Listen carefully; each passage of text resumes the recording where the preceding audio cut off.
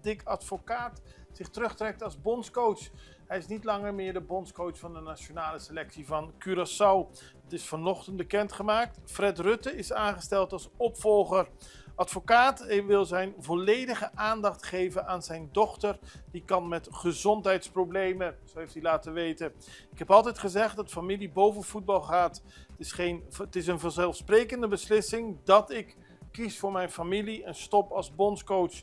Maar dat neemt natuurlijk niet weg dat ik Curaçao, de mensen daar en mijn collega's heel erg ga missen. Ik beschouw de kwalificatie van het kleinste land ter wereld voor het WK als een van de hoogtepunten uit mijn loopbaan.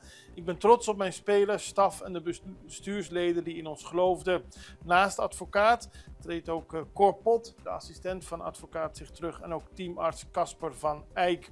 En Fred Rutte wordt de nieuwe trainer. Hij was onder meer trainer voor FC Twente, PSV, Feyenoord en Schalke 04.